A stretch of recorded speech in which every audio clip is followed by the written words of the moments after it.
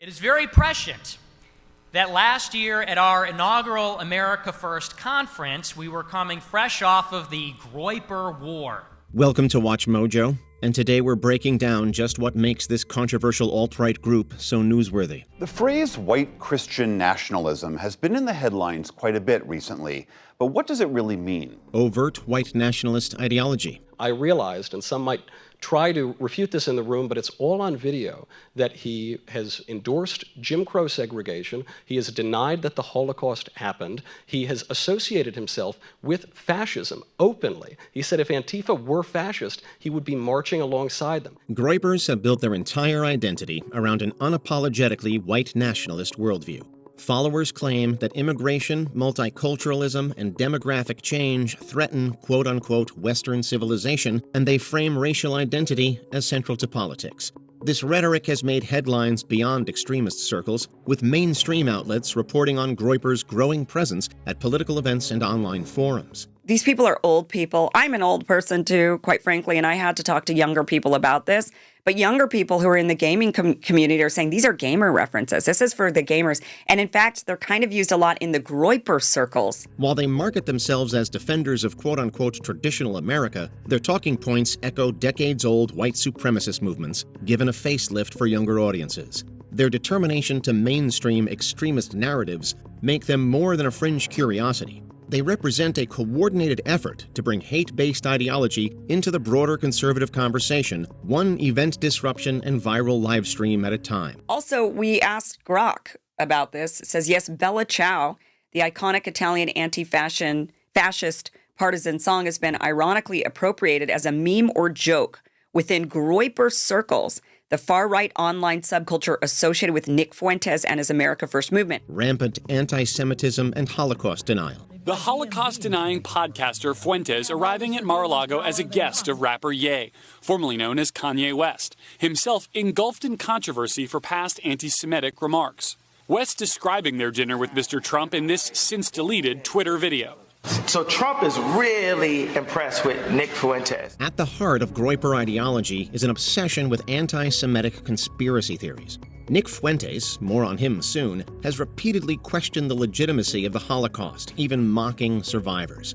These claims aren't just offhand remarks. They're central to the movement's worldview, which blames Jewish people for everything from immigration policy to cultural trends. Infamously anti-Semitic online commentator and once Trump ally Nick Fuentes earned backlash online when he said that when his America First movement takes power, non-Christians, quote, they need to be given the death penalty. They must absolutely be annihilated when we take power. Holocaust minimization paired with coded rhetoric about globalist elites cements Groyper's place in a long lineage of anti-Semitic hate groups. What makes them uniquely dangerous is their ability to pair this rhetoric with meme culture, creating a toxic mix of humor and hate that makes Holocaust denial appear edgy and enticing to a younger generation. So this is someone, look, I don't doubt that he has an online following.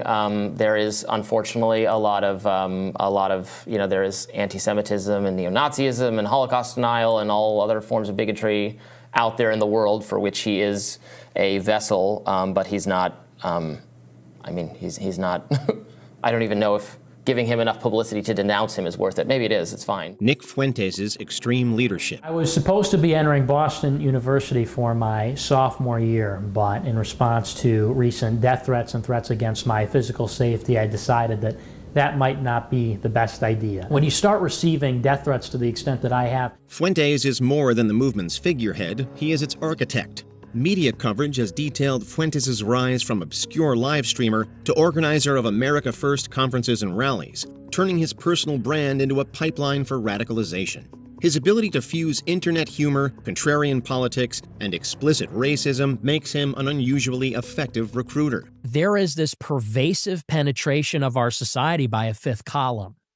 And it's so sophisticated and multidimensional and spans many disciplines. It's such a huge topic that you almost have to be a little bit insane to tackle it and to get to the bottom of it, which is sort of me going through the looking glass over the past 8 years. Fuentes' leadership has attracted attention from watchdog organizations like the Anti-Defamation League, who've labeled him a white supremacist and extremist. By consolidating Groypers around his personality and content, Fuentes ensures their ideology stays consistent and provocative, all while cultivating a veneer of intellectual debate to mask hate speech. His charisma is the movement's greatest asset and most effective weapon. They say that we're the hateful ones, we're the bigots, and I get messages all day long from people I've never met telling me what a terrible person I am. There's no hate on this side, I hate no one. I would never do anything like that, and so I think it's a little bit upsetting that the political climate is the way it is. Aggressive targeting of mainstream conservatives. We're talking about Charlie Kirk, the bag man for Trump. We're talking about the ADL, the SPLC.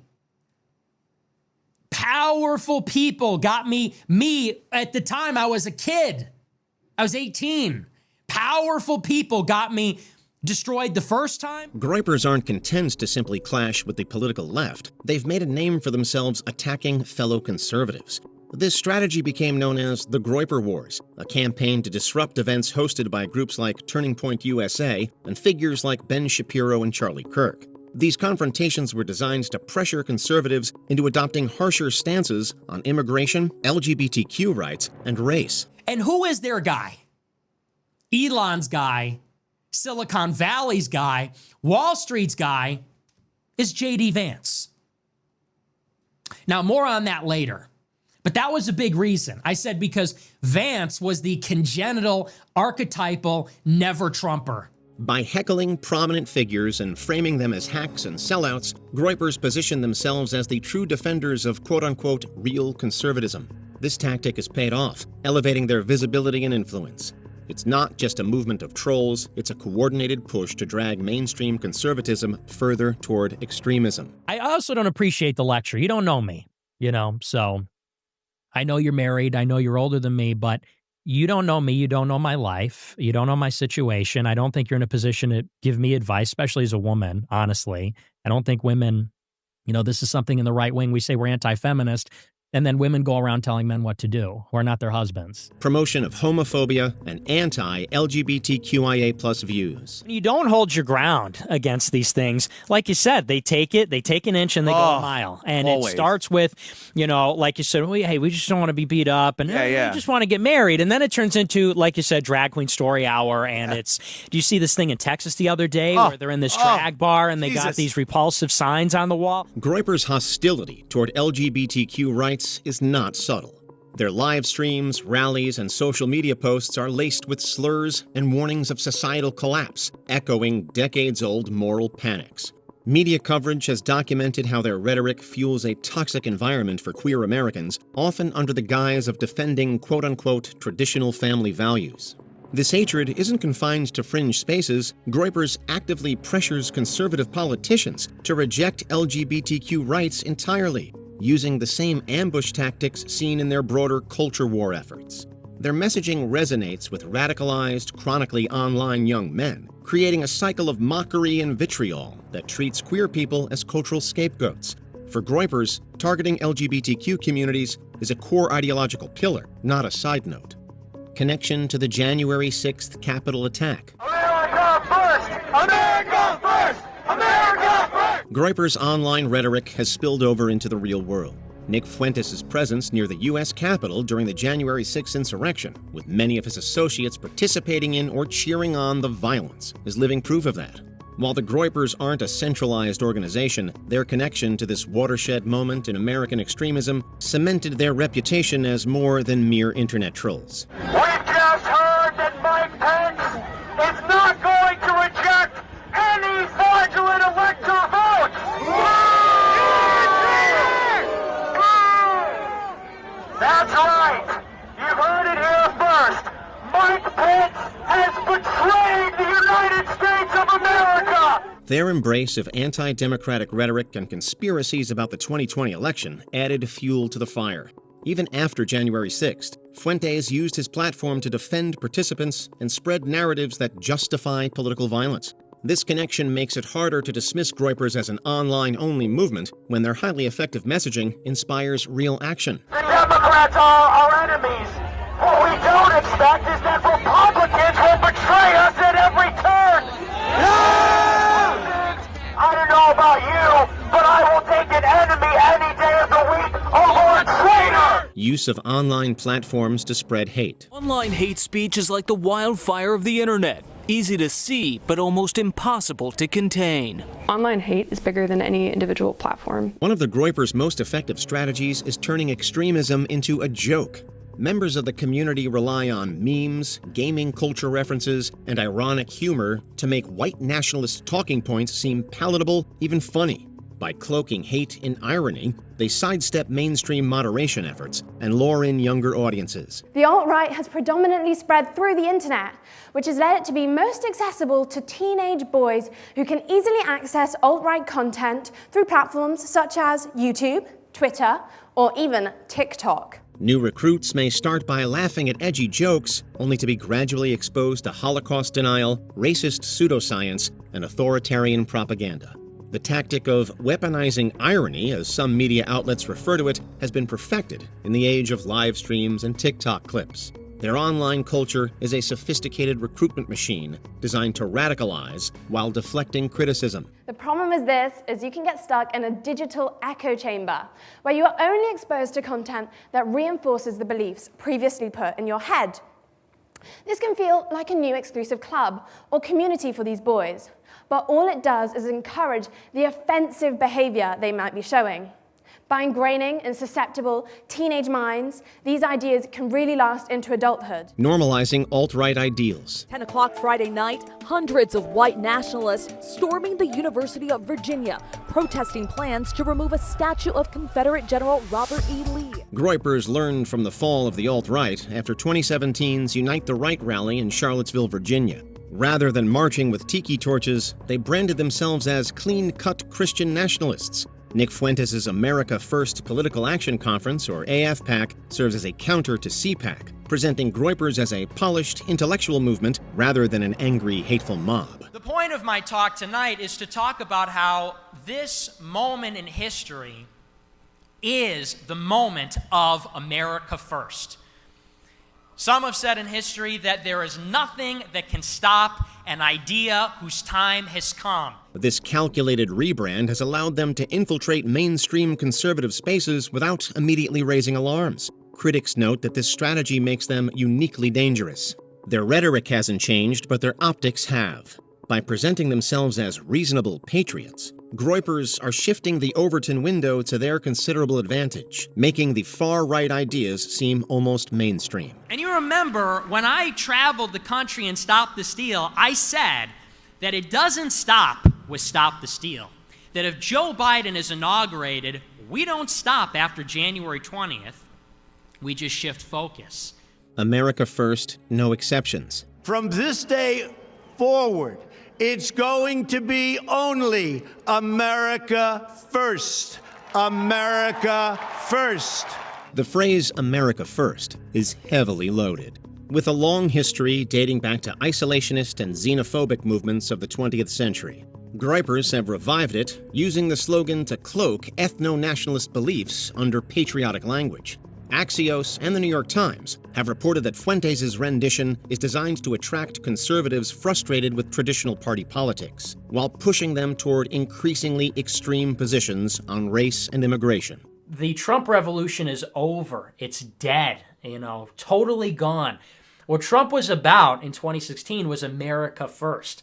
America First in foreign policy, America First in labor, in economics, in trade, and everywhere else. This branding makes Groypers harder to challenge. Opposing them can be spun as opposing patriotism. The slogan's simplicity also makes it an effective recruitment tool, bridging the gap between mainstream conservatism and far-right extremism. For Groypers, America First isn't a call for national pride. It's a radical manifesto in disguise. It's wrong. It's unacceptable. It's a betrayal of everything that he ran on in 2016, everything that he stood for.